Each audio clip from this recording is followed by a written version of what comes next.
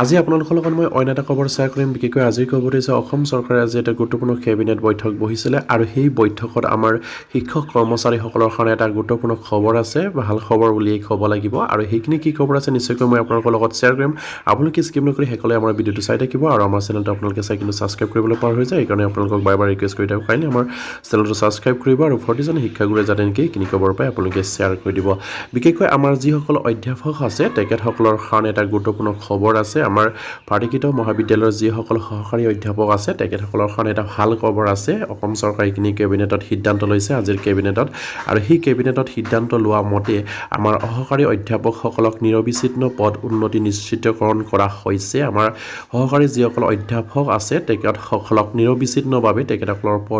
পদ উন্নতি কৰা হ'ব বুলি অসম চৰকাৰে আজিৰ কেবিনেটত সিদ্ধান্ত গ্ৰহণ কৰিছে নিশ্চয়কৈ আপোনালোকে স্ক্ৰীনত প্ৰত্যক্ষ কৰিছে ইয়াত স্কিমত এটা আমাৰ অসম চৰকাৰৰ কেবিনেট বৈঠকত তেখেতসকলে এটা গুৰুত্বপূৰ্ণ পদক্ষেপ লৈছে যিটো পইণ্টত আপোনালোকে নিশ্চয় স্ক্ৰীনত প্ৰত্যক্ষ কৰিছে ইয়াত লিখিছে সহকাৰী অধ্যাপকসকলক নিৰবিচ্ছিন্ন পদ উন্নতি নিশ্চিতকৰণ 1 নম্বৰ পইণ্টত তেখেতসকলে লিখিছে পাৰ্টিকিত মহাবিদ্যালয়ৰ সহকাৰী অধ্যাপকসকলক নিৰবিচ্ছিন্ন পদ উন্নতিৰ বাবে চৰকাৰী বিধান অনুসৰি প্ৰাৰ্থীসকলক পদ উন্নতিৰ পৰামৰ্শ দিয়া হৈছে আৰু সেই ক্ষেত্ৰত 2023 চনৰ 8 নৱেম্বৰৰ যোগ্যতা নিৰ্ধাৰণৰ শেষ তাৰিখ হিচাপে ধাৰ্য কৰা হৈছে যিসকল আমাৰ পাৰ্টিকিত মহাবিদ্যালয়ৰ সহকাৰী অধ্যাপকসকল আছে তেখেতসকলক নিৰবিচ্ছিন্নভাৱে পদ উন্নতিৰ বাবে চৰকাৰী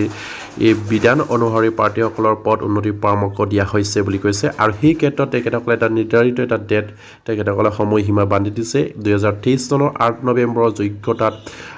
তাৰিখলৈকে নিৰ্ধাৰণৰ শেষ তাৰিখ হিচাপে ধাৰ্য কৰা হৈছে বুলি ইয়াত উল্লেখ কৰিছে আৰু 2 নম্বৰ পইণ্টত লিখিছে IPR আৰু MPR বিবৃতিত দাখিল কৰাৰ প্ৰয়োজনীয়তা নোহোৱাৰ কাৰণৰ লগতে পদ উন্নতি কাৰ্যকাৰী হ'বলৈ সকলো পদ উন্নতি প্ৰাপ্ত প্ৰাৰ্থীয়ে 2024 চনৰ 31 মাৰ্চৰ ভিতৰত একেইখিনি দাখিল কৰিব লাগিব আমাৰ যিসকল IPR আৰু MPR বিবৃতিত দাখিল কৰাৰ প্ৰয়োজনীয়তা নোহোৱা কৰাৰ লগতে পদ উন্নতি কাৰ্যকাৰী হ'বলৈ সকলো পদ উন্নতি প্ৰাৰ্থী 2024 চনৰ 31 মাৰ্চৰ ভিতৰত একেইখিনি দাখিল কৰিব লাগিব বুলি ইয়াত উল্লেখ কৰিছে আৰু 3 নম্বৰ পইণ্টত কৈছে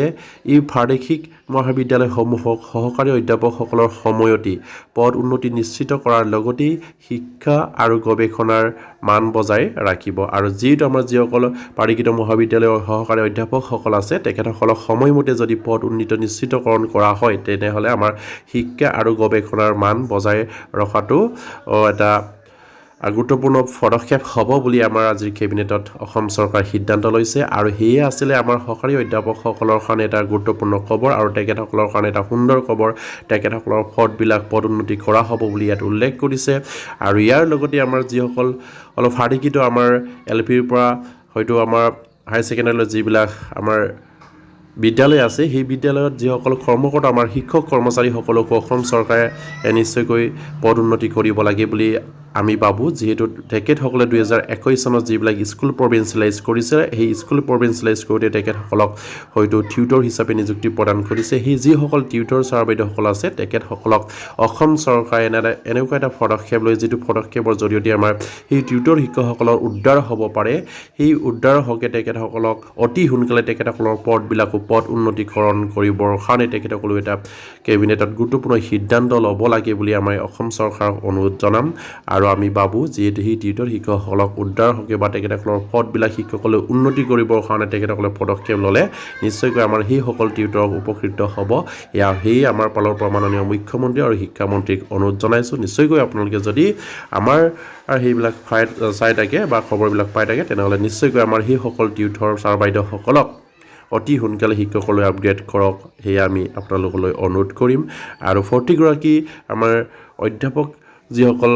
কৰ্মচাৰী আছে তেখেতসকলে জানে নেকি সেইখিনি খবৰ পাই আপোনালোকে শ্বেয়াৰ কৰি দিব আৰু যি খবৰটো ইমানতে শেষ কৰিলোঁ নমস্কাৰ জয় অসম